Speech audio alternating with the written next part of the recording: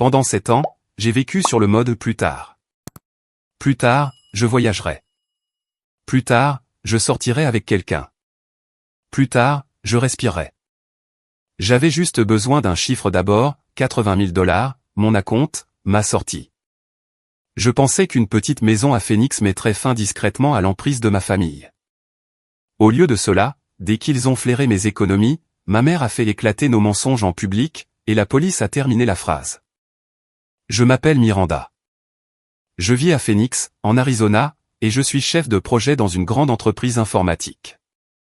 Mur en verre, scanner de badge, réunion avec des calendriers qui ressemblent à des zones de guerre. Je construis des plannings pour gagner ma vie parce que le chaos était ma première langue, et le contrôle est devenu ma compétence de survie. Dans ma famille, le chaos portait du parfum et s'appelait amour. Ma petite sœur, Cassidy, était la fille en or. J'étais la stable, ce que les gens vous appellent quand ils ont décidé que vous êtes autorisé à souffrir tant que vous ne dérangez personne. Maman adorait Cassidy avec une dévotion qui semblait tendre de loin et qui ressemblait à de la possession de près. Papa ne vénérait personne, il se contentait d'être d'accord avec tout ce qui maintenait la maison calme. Il avait maîtrisé l'art d'être présent sans être responsable. Si maman était la tempête, papa était la fenêtre fermée. On pouvait l'entendre, on pouvait le voir, mais on ne pouvait pas obtenir de chaleur de lui. La normalité dans notre maison était simple, Cassidy voulait, maman fournissait, et quand la facture arrivait, maman se tournait vers moi avec ce regard calme et expectant. La famille est de la famille, disait-elle, sa voix douce comme une berceuse, ses yeux durs comme la pierre. Ce n'était pas une demande, c'était un impôt. Cassidy collectionnait les nouveaux départs comme d'autres personnes collectionnaient les chaussures, une idée de boutique, un truc de bien-être, une marque. Elle avait toujours la confiance de quelqu'un qui n'avait jamais été forcé d'affronter les conséquences. Maman finançait le fantasme, je finançais les conséquences. Si le loyer de Cassidy était en retard, maman m'appelait en pleurant. Si Cassidy avait besoin d'une réparation de voiture, maman m'appelait furieuse.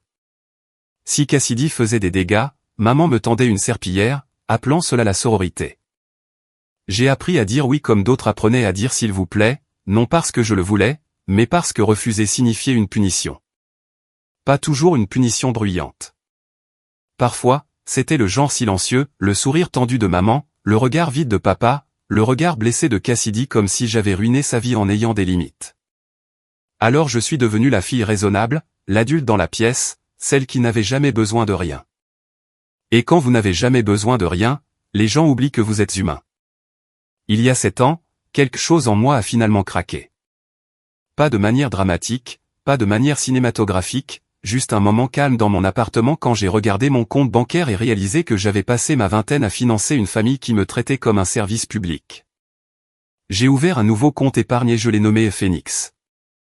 Pas la ville, l'oiseau. La chose qui brûlait se relève encore. J'ai tout coupé. J'ai arrêté d'acheter des déjeuners à l'extérieur. J'ai arrêté de dire oui à chaque voyage d'anniversaire, chaque escapade de week-end, chaque achat impulsif. J'ai conduit la même voiture jusqu'à ce que le climatiseur crache de l'air chaud en été. Je regardais mes collègues poster des photos de brunch qui ressemblaient à du soleil pendant que je mangeais du poulet préparé dans un récipient en plastique à mon bureau. Chaque fois que maman appelait, je sentais mon estomac se nouer, mais je répondais quand même parce que l'habitude était tenace. Cassidy a épousé Elias à la fin de sa vingtaine. C'était un comptable discret aux yeux doux et au genre d'esprit qui remarquait les schémas. Il notait tout. Il ne buvait pas le drame comme si c'était du champagne. Je l'ai aimé instantanément, ce qui aurait dû m'avertir. Maman le détestait parce qu'il était ennuyeux, ce qui signifiait difficile à plier. Leur mariage a craqué, puis s'est effondré, et maman a agi comme si elle avait été la partie lésée. Il ne pouvait pas gérer une vraie femme, a-t-elle annoncé assez fort pour que les voisins l'entendent. Certains hommes sont intimidés par l'éclat. Cassidy a souri trop brillamment et a continué à faire défiler son téléphone comme si l'écran pouvait lui donner de la stabilité.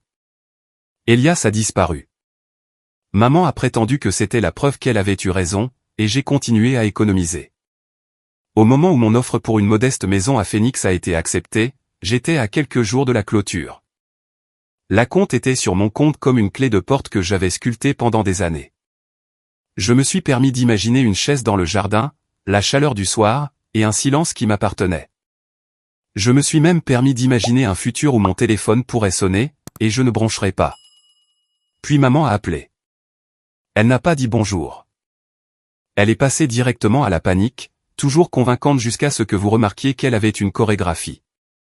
Miranda, a-t-elle crié, haletante et urgente. C'est un désastre. Cassidy va aller en prison. Pourquoi, ai-je demandé, déjà debout, marchant vers le couloir comme si le mouvement pouvait distancer les mauvaises nouvelles. Dette, a-t-elle claqué. 120 000 $ de microprêt, huissier, tribunal. Il parle de fraude. Il menace de prison. Ma bouche est devenue sèche. Cassidy ne. Comment ferait-elle, ai-je demandé. Elle est imprudente, a coupé maman. Et voilà, le couteau familier déguisé en préoccupation, tu sais comment elle est. C'est ce qui arrive quand quelqu'un n'écoute pas. J'ai besoin de lui parler, ai-je dit. Non. Le mot a claqué comme un fouet. Ne l'appelle pas.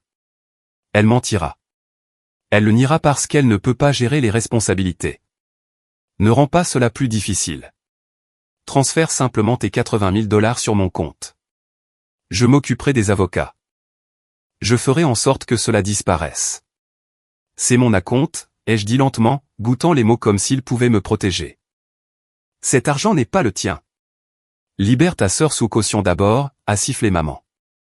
Une maison peut attendre. Ta sœur ne peut pas. Une chaleur familière est montée dans ma gorge, de la colère mêlée à une vieille culpabilité. Où sont tes économies? Une pause. Un battement de cœur de trop. Elles sont bloquées, a-t-elle dit rapidement. C'est compliqué, Miranda, tu es la seule à pouvoir faire ça. La voilà encore, la couronne de responsabilité posée sur ma tête comme si elle y appartenait. Non, ai-je dit, et ma voix semblait plus ferme que je ne me sentais. Le silence est devenu de glace. Excuse-moi, a-t-elle défié. J'appelle Cassidy, ai-je dit, et j'ai raccroché avant qu'elle ne puisse transformer ma limite en salle d'audience. Mes mains tremblaient en composant le numéro de ma sœur. Elle a répondu à la 3e sonnerie, sa voix rauque. Miranda? Maman t'a appelé aussi? Après le travail, j'ai conduit chez Cassidy sans le dire à maman. Je m'attendais à la vie brillante habituelle de Cassidy. Au lieu de cela, j'ai trouvé un appartement de location bon marché près d'une route très fréquentée, le genre où le parking sent l'asphalte chaud et les vieux fast-food. Sa porte avait une bosse près de la poignée, comme si quelqu'un avait essayé de forcer l'entrée de sa vie. Cassidy a ouvert la porte, vêtu d'un pantalon de survêtement et de peur. Ses cheveux étaient tirés en arrière, ses yeux gonflés. Elle semblait plus petite, comme si la panique l'avait rongée. Je ne l'ai pas fait, a-t-elle lancé avant même que je n'entre. Je n'ai rien signé. Ils ont gelé mon compte.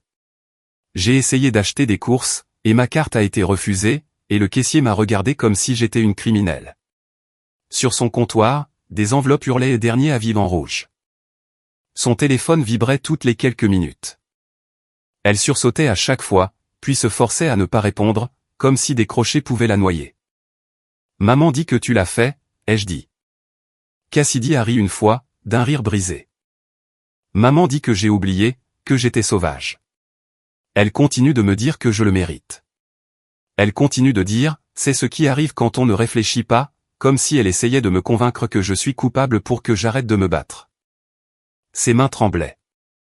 Soit quelqu'un m'a fait ça, soit je suis folle. Je l'ai regardé trembler et j'ai senti un vieux ressentiment lutter contre ce que je voyais, la peur pure. Cassidy avait toujours été égoïste, mais ce n'était pas de l'égoïsme. C'était quelqu'un qui se noyait pendant que la personne qui tenait la corde insistait sur le fait qu'elle méritait l'eau. Je vais comprendre, ai-je dit, mais j'ai besoin que tu me dises tout ce dont tu te souviens. Des appels? Des emails? Tout ce qui semble un tant soit peu étrange. Cassidy s'est essuyé violemment le visage. Il y a des emails que je ne reconnais pas, a-t-elle chuchoté. Et des SMS de réinitialisation de mots de passe à des heures étranges, et maman ne cesse de proposer de s'en occuper, comme si elle voulait que j'arrête de chercher. Ce mot, s'occuper, a sonné dans ma tête comme une cloche d'alarme. Le lendemain, Elias m'a trouvé devant mon immeuble de bureau, attendant comme un homme qui avait appris à survivre aux tempêtes en restant très immobile. Je n'ai pas quitté Cassidy, a-t-il dit dès que nous nous sommes assis dans un café bruyant. Ses mains étaient fermes, mais pas ses yeux. Il a fait glisser un épais dossier sur la table comme s'il pesait plus que du papier. Ta mère m'a forcé à partir, elle a menacé mon travail. Je l'ai regardé fixement. Comment a-t-elle pu te forcer? Elle a appelé mon superviseur, a-t-il dit. Elle a laissé entendre que j'avais mal utilisé les données de clients. Elle a sous-entendu que je jouais. Elle a ri et a dit, les hommes comme toi pensent qu'ils sont en sécurité parce qu'ils sont silencieux. Puis elle m'a dit que si je ne partais pas, elle s'assurerait que Cassidy croirait que je l'avais abandonné. Elle voulait que je parte, Miranda. Elle avait besoin que je parte. Pourquoi, ai-je demandé, bien qu'une partie de moi connaissait déjà la réponse. Parce que j'ai commencé à poser des questions, a-t-il dit. À propos de l'argent, de où il allait, de pourquoi les comptes de Cassidy ne correspondaient pas à ce que ta mère disait. J'ai ouvert le dossier. Il contenait des dates, des appareils, des adresses IP, des signatures électroniques et des transferts. Les prêts n'ont pas atterri sur le compte de Cassidy. Ils ont été directement transférés vers des plateformes d'échange de crypto-monnaies et de jeux d'argent, des portes néons où l'argent disparaît et l'espoir prétend être une stratégie. Elias a désigné une ligne. Regarde l'empreinte de l'appareil, la même sur plusieurs applications. Regarde la plage d'adresse IP, le même quartier, le même fournisseur. Et regarde les horodatages. Certains ont été enregistrés quand Cassidy dormait, certains quand elle était avec moi. Elle n'a pas fait ça. Il a baissé la voix. Ta mère a un problème de jeu. Les mots ne semblaient pas réels. Ma mère était la femme qui se moquait de la faiblesse des autres. Elle mesurait la valeur aux apparences. Elle agissait comme si le contrôle était la moralité. Une joueuse ne correspondait pas au costume, mais les preuves, oui. J'ai feuilleté page après page, et le schéma s'est accentué jusqu'à devenir une évidence douloureuse. Prêts contractés, fonds acheminés, argent converti, perte recherchée. C'était le genre de cycle qui dévore les familles en silence jusqu'à ce qu'ils ne puissent plus rester silencieux. Le mot préféré de maman résonnait dans ma tête, famille. Elle m'a appelé. J'ai dit, ma voix creuse, elle veut mon acompte. Elias a hoché la tête une fois. Elle est acculée. Elle pense que tu vas la sauver parce que tu l'as toujours fait. Signale-le. Mon estomac se serra. Signaler cela signifiait choisir la vérité plutôt que la mythologie dans laquelle j'avais été élevé. Cela signifiait dire à voix haute que ma mère, était capable de quelque chose de criminel. Puis j'ai imaginé Cassidy tremblante dans cet appartement, doutant de sa propre raison, et j'ai imaginé ma date limite de séquestre, ma seule chance de construire une vie qui n'était pas bâtie sur les urgences des autres. D'accord, ai-je dit. Nous le signalons. Au poste de police, l'air sentait le désinfectant et le vieux café. Un détective a pris le dossier, a posé des questions calmes et a écrit mes réponses dans quelque chose d'officiel. Votre mère a-t-elle accès aux documents de Cassidy? Oui. Connaît-elle ses informations personnelles? Oui. A-t-elle déjà géré le courrier de Cassidy? Oui, constamment. Le détective n'a pas bronché, il avait entendu pire. Cette constance m'a fait me sentir à la fois plus en sécurité et plus malade. Avant de partir, Elias s'est penché vers moi. Déplace ton argent, a-t-il dit. Aujourd'hui. J'ai appelé mon agent immobilier depuis ma voiture et j'ai effectué le dépôt de garantie immédiatement. Elle a essayé de me rassurer avec un professionnalisme joyeux, mais ma voix ne correspondait pas à son humeur. S'il vous plaît, ai-je dit, aujourd'hui. 2 heures plus tard, j'ai reçu confirmation, dépôt de garantie reçu. Mon argent n'était plus accessible. Cette nuit-là, maman a appelé 8 fois. Puis elle a envoyé un SMS, tu choisis une maison plutôt que ta sœur? Puis, réponds-moi. Puis, n'ose pas faire ça. J'ai fixé l'écran jusqu'à ce que mes yeux brûlent et que mes mains cessent de trembler. Je n'ai pas répondu, non pas parce que j'étais courageuse, mais parce que si j'avais répondu, elle m'aurait ramené dans le vieux scénario, s'excuser, expliquer, sacrifier. Le lendemain matin, le bureau semblait normal jusqu'à ce qu'il ne le soit plus. Le son s'est affaibli, les têtes se sont tournées. Un silence s'est répandu comme une tache. Maman marchait vers mon bureau comme si elle possédait les lieux. Ses cheveux bouclés, son rouge à lèvres parfait, son sac à main serré à son bras. Elle ressemblait à une femme arrivant pour le déjeuner, mais ses yeux étaient trop vifs, trop perçants, comme la panique déguisée en confiance. Elle voulait des témoins. Elle s'est arrêtée à mon bureau et n'a pas baissé la voix. Cet argent n'est pas le tien. Libère ta sœur sous caution d'abord, a-t-elle ordonné, assez fort pour que au moins 18 collègues se figent. Tu penses que tu peux rester assise ici dans ton petit bureau pendant que ta sœur fait face à la prison? Quel genre de fille es-tu? Mon cœur battait si fort que mes côtes me faisaient mal. Pendant une seconde, j'avais à nouveau 16 ans, avalant la honte comme un médicament, cherchant dans la pièce une échappatoire qui n'existait pas. Puis je me suis souvenu des journaux IP. La terreur de Cassidy. Les questions calmes du détective. La confirmation de séquestre sur mon téléphone. J'ai fait une pause. Puis j'ai souri, parce que parfois, la seule façon de survivre à un prédateur est de lui montrer que vous n'êtes pas une proie. J'aurais adoré aider, maman, ai-je dit d'une voix égale, en me levant, mais il y a 1 heure, j'ai transféré cet argent en séquestre pour ma maison, à peu près au même moment où Elias a livré les journaux IP à la police, prouvant que tu avais contracté chacun de ces prêts au nom de Cassidy. Le bureau est devenu silencieux. Même la climatisation semblait se taire. Le visage de maman s'est vidé. Sa bouche s'est ouverte et fermée comme si la vérité lui avait volé son oxygène. Ses yeux ont dardé, rapides, calculateurs, cherchant un mensonge qui pourrait convenir devant des témoins. « Qu'est-ce que tu viens de dire » a-t-elle chuchoté, puis a claqué plus fort. « Qu'est-ce que tu viens de dire » J'ai dit que la police avait des preuves, ai-je répondu, et l'argent est parti. Son masque s'est brisé en quelque chose de laid. Petite ingrate après tout ce que j'ai fait pour toi. Pour moi, ai-je demandé, douce et acérée à la fois. Tu as volé l'identité de Cassidy. Tu as détruit son crédit. Tu as brisé son mariage, et maintenant tu as essayé de prendre ma maison. Ce dernier mot, maison, a semblé la déséquilibrer. Elle s'est jetée vers mon bureau comme si elle pouvait récupérer la réalité, comme si elle pouvait arracher mon ordinateur portable, mon téléphone, ma voix. La sécurité est intervenue, ferme et rapide. Un garde s'est placé entre nous, la paume levée. « Madame, vous devez partir. »« C'est ma fille » a hurlé maman, elle ment. Elle essaie de me ruiner. J'ai vu les visages de mes collègues, choc, malaise, cette horreur polie que les gens affichent quand ils réalisent que la vie privée de quelqu'un d'autre se déverse en public. Mes joues brûlaient. J'ai gardé ma voix basse quand même. Tu t'es ruiné toi-même, ai-je dit. J'ai juste arrêté de payer pour ça. Tandis qu'il l'escortait dehors, maman s'est penchée assez près pour me cracher sa dernière arme à l'oreille. Tu le regretteras, a-t-elle sifflé. Tu reviens toujours. Tu as toujours besoin de moi. J'ai souri à nouveau, plus petitement. Non, ai-je dit. Je n'en ai pas besoin. Quelques minutes plus tard, mon téléphone a vibré. C'est l'officier Ramirez du département de police de Phoenix, a dit une voix calme. Nous sommes dans le hall de votre immeuble.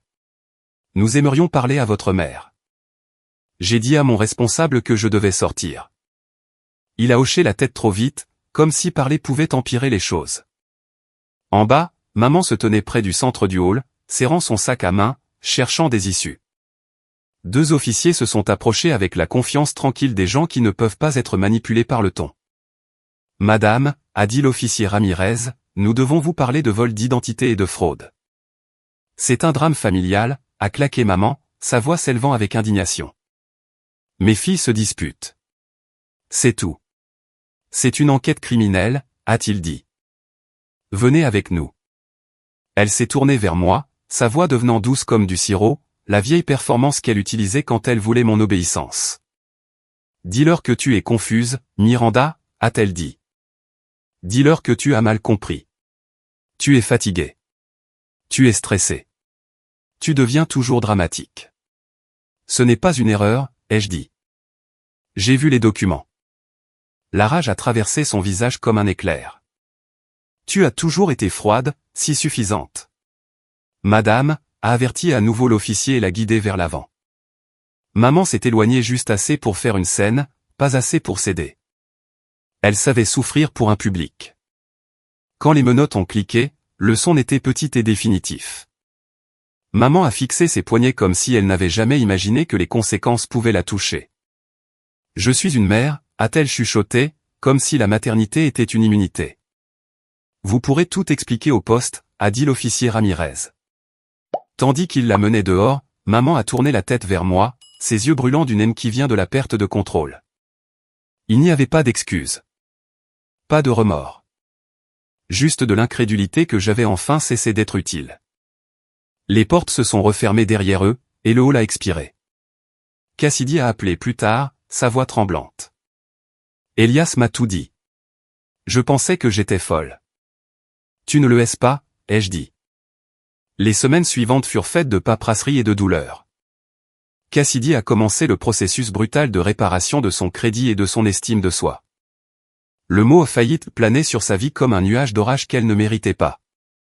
Elias est resté à ses côtés, stable comme un métronome, se présentant au rendez-vous, imprimant des formulaires, passant des appels.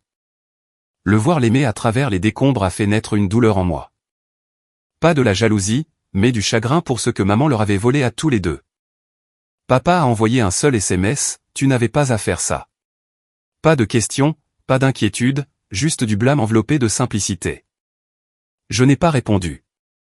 Le silence était la première limite que j'ai jamais été autorisé à maintenir. Le jour de la clôture est arrivé malgré tout. Le séquestre a été maintenu. Les clés ont atterri dans ma paume comme la preuve que j'avais gagné un avenir différent. Ma maison vide résonnait de mes pas, et le silence ne semblait pas être une punition. C'était comme l'air. Quelques soirs plus tard, Cassidy et Elias sont venus avec du thé glacé et des plats à emporter bon marché. Nous nous sommes assis dans mon jardin nu, des chaises pliantes s'enfonçant dans la terre chaude. La chaleur de Phoenix s'est adoucie tandis que le ciel se colorait de violet sur les bords. Je m'attends toujours à ce qu'elle appelle, a admis Cassidy, fixant sa tasse. Pour me dire que je lui dois quelque chose. Elle pourrait, ai-je dit, mais cela ne changera pas ce qui est réel. Les yeux de Cassidy se sont remplis de larmes. Comment n'avons-nous pas vu cela? Elias a répondu doucement. Parce qu'elle vous a appris à ne pas le voir. Cassidy a tendu la main vers la mienne, les larmes coulant. Je suis désolé qu'elle nous ait rendus ennemis. Nous étions des enfants, ai-je dit. Elle a écrit le scénario. Nous y avons survécu. Cassidy a hoché la tête, respirant difficilement, puis a chuchoté, je ne veux pas d'elle dans ma vie. Alors nous ne revenons pas en arrière, ai-je dit. Nous construisons autre chose. Le sang ne donne à personne le droit de voler votre vie. L'amour ne ressemble pas à la fraude. Et parfois, la seule façon de sauver ce qui reste d'une famille est de brûler le mensonge sur lequel elle a été construite. Alors choisissez-vous, même quand vos mains tremblent encore.